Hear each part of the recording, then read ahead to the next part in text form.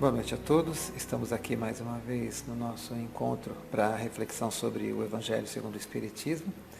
E como sempre, no início das nossas atividades é sempre bom iniciar com uma prece. Eu convido a todos então para que nós possamos fechar os nossos olhos, elevar o nosso pensamento até o Mestre Jesus e fazer a oração que Ele nos deixou há mais de 2000 anos. Pai nosso que estás nos céus, santificado seja o teu nome, venha a nós o teu reino, seja feita a tua vontade, assim na terra como em qualquer parte do universo. O pão nosso de cada dia dai-nos hoje, amanhã e sempre.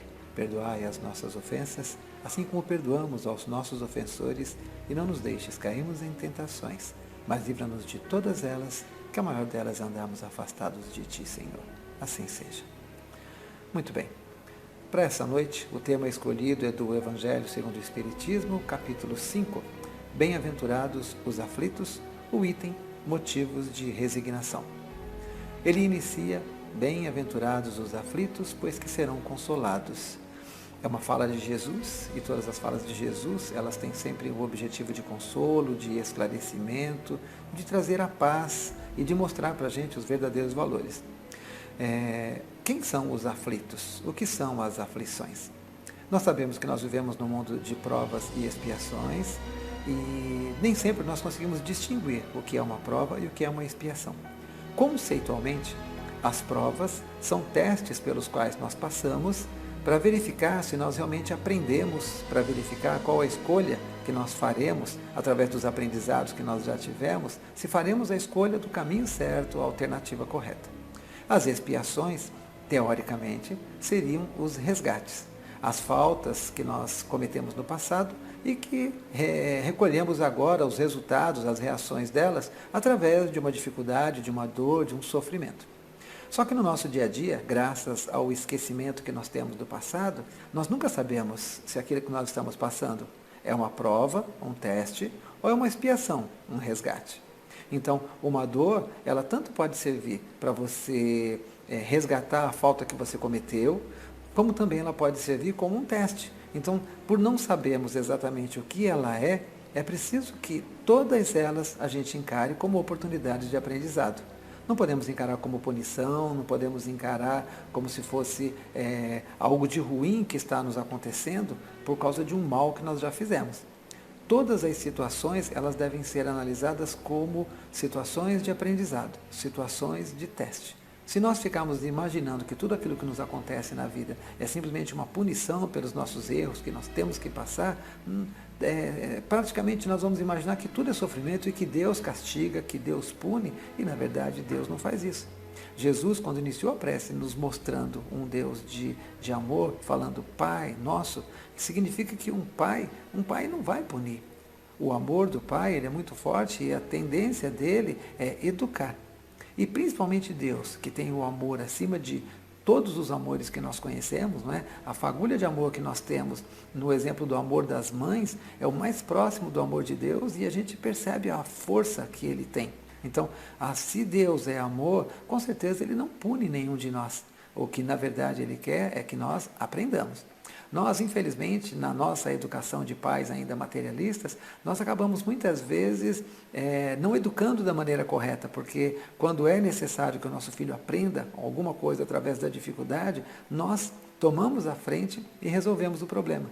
Nós vamos lá, nós consertamos as coisas, nós pagamos parcelado a dívida e sempre estamos tomando a frente deles. E isso não é educar.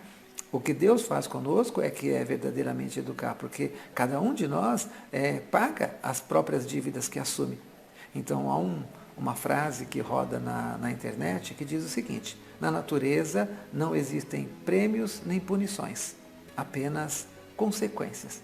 Então, tudo aquilo que nós passamos de bom ou de ruim são consequências de escolhas, de atos que nós fizemos, ou nesta ou numa oportunidade anterior. ou talvez seja também consequência dos atos de outras pessoas. Então, os nossos dirigentes, os governantes, os nossos presidentes das empresas e todas as pessoas que têm algum tipo de poder de decisão e que nós temos contato com elas, elas podem influenciar na nossa vida. As decisões delas podem influenciar na nossa vida. E num primeiro momento, às vezes uma coisa pode parecer para a gente uma dor, uma dificuldade, e com o passar do tempo ela passa a ser uma coisa que a gente percebe que, puxa vida, ainda bem que eu passei por aquilo porque foi bom. Com a visão que nós temos da vida espiritual, acontece a mesma coisa. Enquanto estamos aqui, nesse espacinho de tempo, nesse corpinho de carne, passando pelas dificuldades do dia a dia, dificuldades materiais, dificuldades sentimentais, espirituais, normalmente nós achamos que o nosso sofrimento, que a nossa dor são coisas absurdas. Quando chegamos no plano espiritual, quando chegamos na verdadeira vida e percebemos que aquilo ali tudo é transitório, que na verdade 100 anos de idade corresponde a um nozinho numa linha infinita, como diz no Livro dos Espíritos, então tudo muda de figura para a gente. E aí, continuando no texto, uma das coisas que nós precisamos, né, para você poder ser consolado nas suas aflições, para você se libertar das suas aflições, é necessário que a gente consiga se libertar das coisas que nos causam aflições.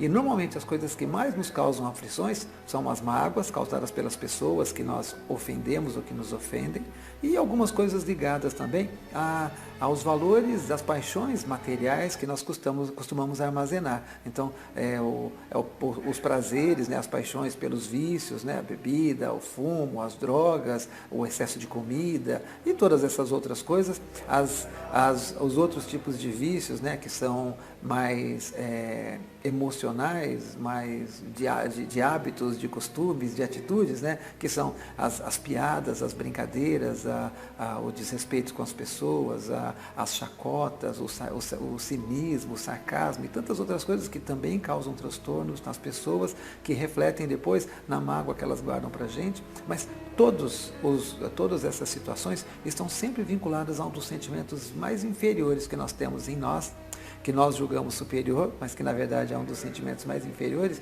que é o orgulho. O orgulho é um dos sentimentos piores que nós temos dentro de nós, porque o orgulho, ele nos faz agir de determinadas formas que só causam dores e aflições para nós e para as outras pessoas também. Alimentamos ele porque nós transformamos numa qualidade. O orgulhoso, a pessoa que não leva desaforo para casa, a pessoa que resolve tudo, a pessoa que toma a frente e não deixa ninguém pisar por cima dela e assim por diante.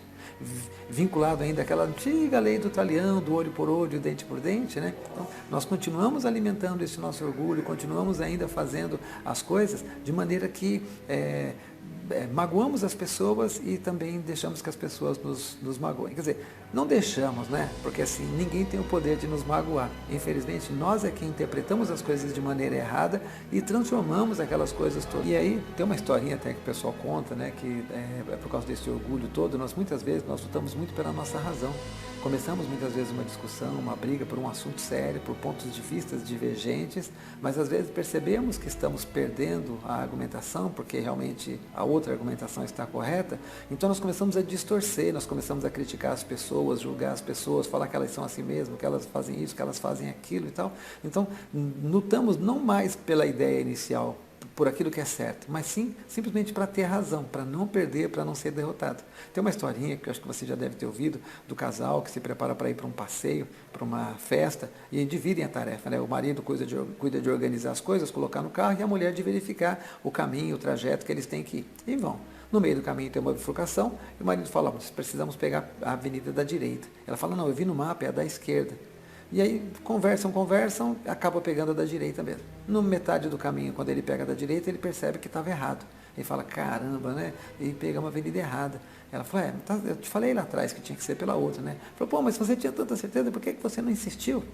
Ela falou assim, olha, porque se acontecesse isso, a gente ia ficar magoado, chateado, ia brigar, ia chegar na festa, tudo um cara de emburrado um com o outro, e entre ser feliz e ter razão, eu prefiro ser feliz. Não é? Então, todos nós devemos aprender isso aí, né? Nós lutamos tanto para ter razão com tudo, com os nossos filhos, com as nossas esposas e maridos, com os nossos chefes, com os nossos funcionários, com os nossos patrões, com os nossos governantes. Sempre nós queremos ter razão nas coisas. E às vezes nem sempre o ter razão é importante. E causa, se não causar o mal para nós, causa o mal para as pessoas que estão conosco. E a aflição acaba sendo a mesma, porque tudo aquilo de ruim que a gente causa para os outros se reflete novamente em nós. Ele retorna para a gente, não é? Então, temos que nos libertar. Para nos libertar dessas aflições, nós precisamos pensar, primeiro, temos que entender que todas essas aflições fazem parte da nossa vida, é um processo de aprendizado, mas não podemos nos escorar nisso. Não é uma muleta onde eu posso me encostar e falar faz parte do meu grau de evolução, numa outra vida, quer dizer, ficar empurrando tudo para o futuro. Nós temos que lutar para que a gente consiga fazer essas coisas todas no presente. E não, se conseguirmos, né, transformar tudo da noite para o dia sem a necessidade de Jesus aparecer na nossa frente na estrada de Damasco, com certeza seria bom. Mas sabemos que assim, precisamos do auto-perdão para entender essas dificuldades pelas quais nós vamos passar, que vamos tropeçar algumas vezes, mas que com certeza vamos superar. E aí, isso significa também então que se você está passando pela aflição, nós devemos simplesmente nos sentar, procurar pensar em tudo aquilo que nós já lemos dentro do Evangelho, do Livro dos Espíritos, que nós já ouvimos em palestras, conversamos com amigos, que nós devemos então simplesmente falar, eu vou enfrentar de cabeça erguida, sem resmungar, sem chorar, e vou guardar o meu sofrimento aqui, não vou contar para ninguém. Não é bem assim que quer dizer a passagem. Tudo aquilo que nós pudermos fazer para aliviar o nosso sofrimento, tudo aquilo que nós pudermos fazer para mudar a situação na qual nós estamos, ela deve ser feita. Desde que você não magoe ninguém, desde que no processo de você buscar aquilo que você deseja, de você se libertar daquilo que está te fazendo mal, você não cause prejuízo para outra pessoa, você deve lutar para fazer. Se você veio aleijado de uma perna e surge uma oportunidade de fazer uma cirurgia e essa cirurgia pode fazer você voltar a andar normalmente, você tem que fazer. Se você tem uma outra expiação da cegueira e surge uma oportunidade de você voltar a enxergar, você tem que fazer também. Da mesma forma que muitas vezes você está numa situação, num trabalho, uma atividade que para você é uma atividade um pouco desgastante, um pouco ruim, que para você ela é dificultosa. Mas para outras pessoas essa atividade causa um bem. Então, de repente, vale a pena você continuar naquela atividade porque você não foi para ali por acaso. Às vezes, nós somos colocados em determinados caminhos para a gente cumprir determinadas tarefas e essas tarefas fazem parte da trajetória que nós estabelecemos. Mas sempre surgirão as dificuldades. E nas primeiras dificuldades a gente acaba desistindo. Hoje sempre nós vemos textos de autoajuda, nós vemos muitas palestras, né, falando da necessidade de você buscar a sua felicidade, a sua alegria. E muitas vezes essa busca incessante de felicidade, felicidade, felicidade, sua alegria, sua alegria, sua alegria, a gente não encontra ela em nada. A sua alegria acaba sendo tentar buscar um carro porque você não tem e depois você tem o carro e não é aquilo.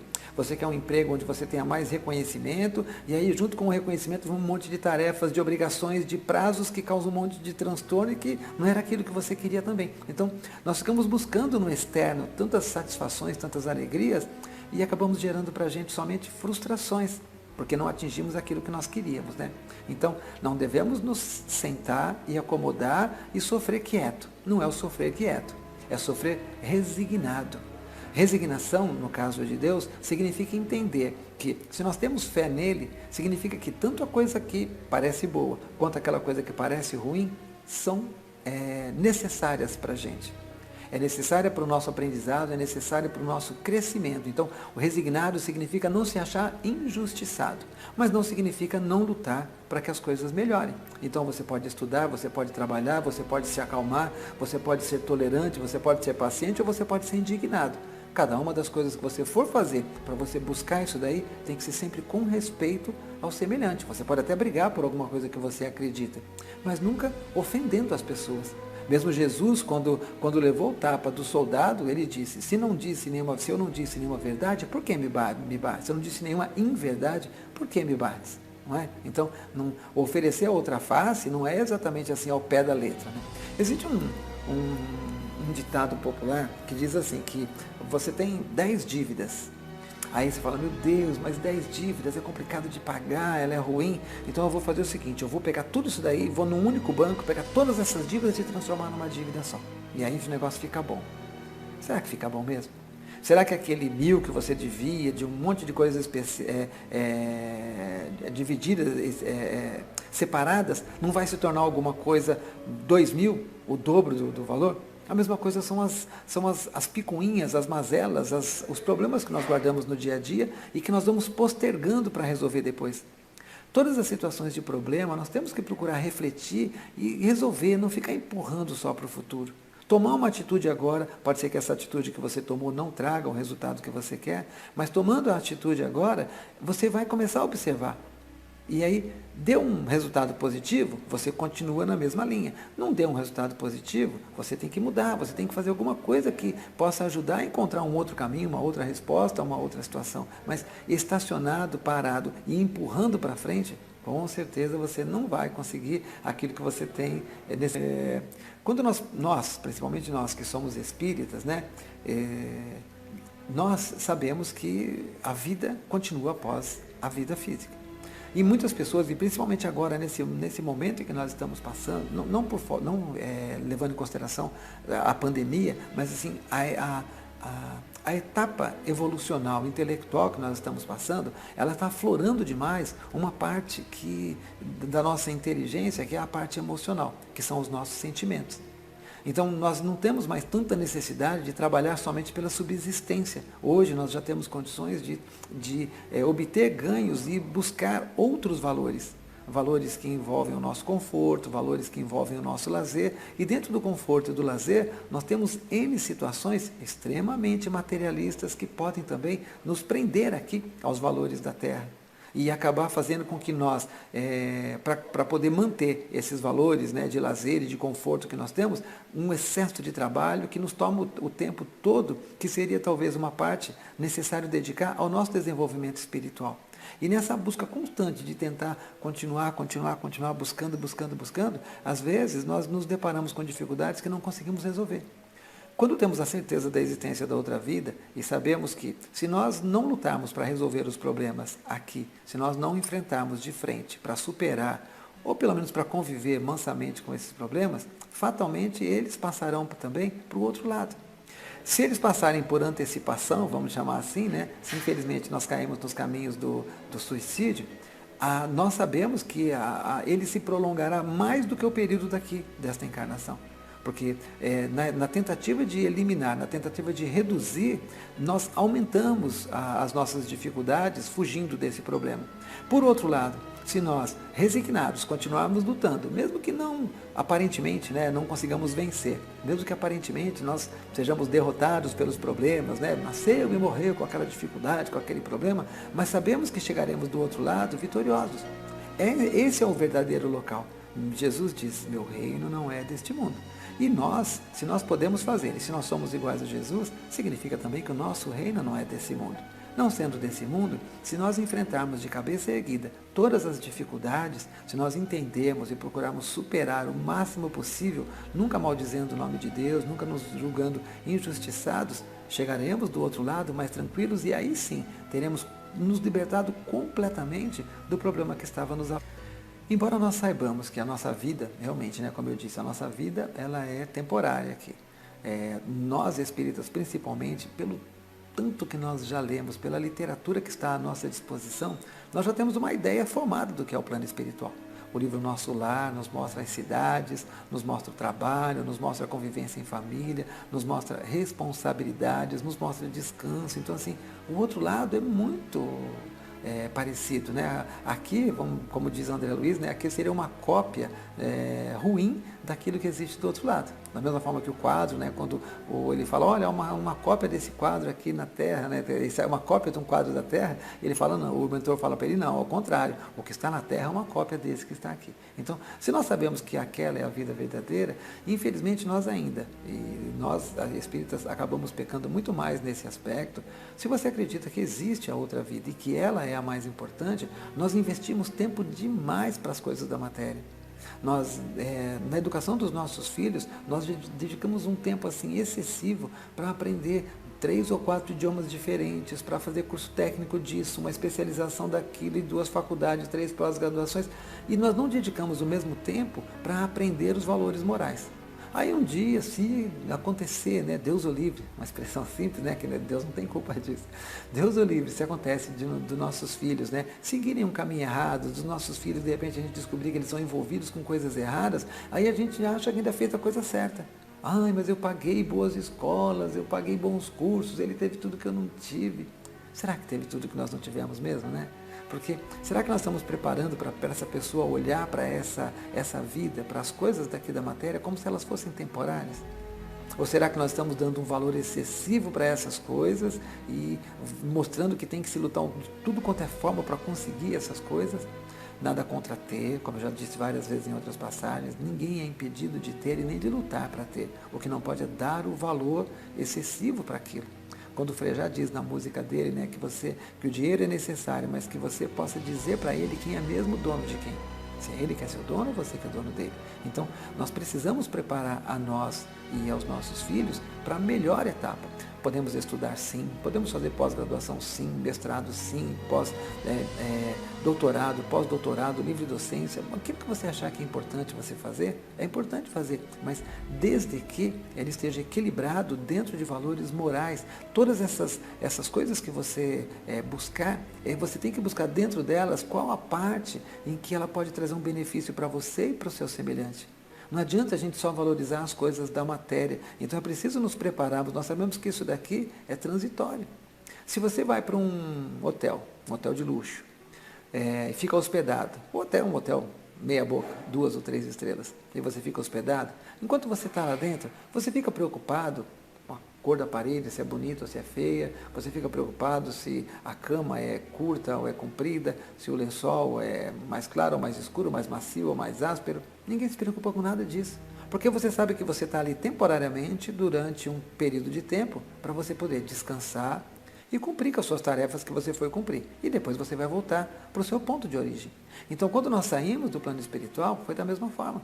Nós íamos nos hospedar temporariamente num hotel aqui na Terra, numa vida, num espaço que nós contribuímos, que nós desenvolvemos, que nós participamos, mas que vamos deixar, esteja ele todo coberto de ouro, ou seja ele uma palhoça de sapé, com um pouco de mato no chão para você deitar por cima, todos eles ficarão aqui na Terra.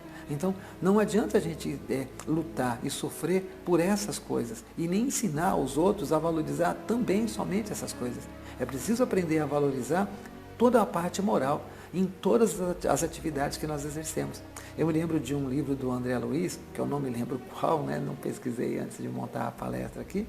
Num dos livros, ele está conversando com um amigo no plano espiritual e ele fala, né, que esse amigo fala que ele, embora na Terra, enquanto encarnado, ele tenha sido uma pessoa trabalhadora, uma pessoa honesta, ele foi uma pessoa que profissionalmente ele fracassou, porque embora ele fosse trabalhador, honesto em tudo aquilo que ele fazia, quando ele precisava fazer as cobranças em relação aos seus clientes, aos seus devedores, ele era implacável.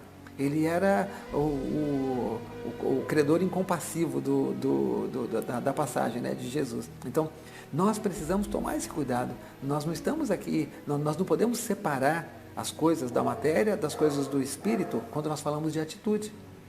Nós separamos as coisas da matéria do espírito quando nós falamos de valor. Então, assim, eu não posso dar mais valor às coisas porque não levarei elas para o outro lado. Só que eu não posso, no meu dia a dia, não ser também um bom espírita. Então, mesmo no relacionamento, quer dizer, se eu vendo produtos, tudo aquilo que eu vender, eu tenho que vender coisas que sejam verdadeiras. Eu não posso mentir e omitir, porque eu estou ofendendo o meu semelhante. É coisa da matéria? Com certeza, o produto, as relações comerciais são coisas da matéria, mas a atitude sua interna, enquanto espírito, o que você desejava naquela negociação? Enganar o seu semelhante para obter o seu lucro, então você está fazendo a coisa errada, não está fazendo aquilo que você gostaria que te fizesse. Então, nós podemos, através dos valores que nós adquirimos, observar cada uma das nossas atitudes e sempre procurar fazer a coisa certa. Quanto mais coisas certas nós tivermos, menos aflições, menos sofrimentos, menos dores nós teremos na nossa consciência para quando nós chegarmos do outro lado. E aí, Por mais que você tenha passado, né? Então assim, bem-aventurados os aflitos, porque serão consolados. Se você passar por toda essa dor, e se você não encarar essa dor, na verdade você não vai ser um aflito. E a aflição, ela também é uma escolha. Eu costumava brincar com os meus filhos, já falei isso várias vezes também em palestras, né? Que assim, o mais novo falava assim, pai, o meu irmão me irritou. Eu falava, não, o seu irmão não te irritou. Quem se irritou foi você. O seu irmão falou alguma coisa que não agradou você. Mas assim, ele não tem o poder de te irritar. Ninguém tem o poder de nos irritar, ninguém tem o poder de nos magoar. Só nós temos esse poder através da maneira como nós olhamos, da maneira como nós encaramos as coisas que nos são ditas. E são essas que nos causam aflição. Se alguém xingar você de ignorante, só vai te magoar e ofender se realmente você for ignorante. Se não for ignorante, por que você vai dar importância para aquilo? Não é? Então, a nossa maneira de olhar, a nossa maneira de encarar, a nossa maneira de ver as coisas é que pode transformar um bem num mal ou um mal num bem. Tem uma historinha que acho que você já deve ter ouvido diversas vezes, né, e que é muito interessante para finalizar essa reflexão da ideia da aflição, do nosso olhar sobre o sofrimento, que é a história daquela senhora que levanta cedo e ela só tem 3 fios de cabelo na cabeça. Ela está fazendo um tratamento, né, uma doença grave. Ela olha e fala, poxa, hoje eu vou fazer uma trança. No dia seguinte, ela levanta de manhã e só tem 2 fios de cabelo. Ela fala, hoje eu vou dividir ao meio. Aí no outro dia ela levanta e só tem 1 fio de cabelo. Ela fala, hoje eu vou fazer um rabinho de cavalo. No outro dia ela levanta e não tem nenhum fio de cabelo. Ela olha e fala, poxa vida, hoje eu não vou precisar nem pentear o cabelo. Então, todos nós, né, levantemos de manhã e procuremos pensar, né, o que tem de bom no meu dia de hoje, né? E mesmo aquilo que não parecer tão bom, não é? Procure olhar o lado cheio do copo, né? Não procure olhar o lado vazio do copo. Eu agradeço a todos, né, pela oportunidade e para encerrar a nossa fala da noite, eu gostaria de também fazer uma prece, né? Elevando o nosso pensamento até Deus, até Jesus, convido a todos vocês também para refletirem nesse momento, implorando ao Mestre amado as suas bênçãos sobre o nosso planeta, Ele que é o nosso dirigente, agradecendo pela oportunidade que Ele nos deu de tomar conhecimento com tudo aquilo de bom que Ele poderia passar, dos exemplos que Ele nos trouxe e que marcaram profundamente a todos nós e que nós lutamos diariamente para buscar essa perfeição, por todas as promessas que Ele fez e que Ele cumpriu, e a principal promessa de todas e que até hoje está junto de nós, nos momentos de sofrimento, de angústia, de tristeza, quando buscamos Jesus, encontramos a paz. Mestre amado, que a Tua luz esteja conosco e que possamos lutar para ser os bons samaritanos da Tua parábola. Assim seja, Senhor. Graças a Deus.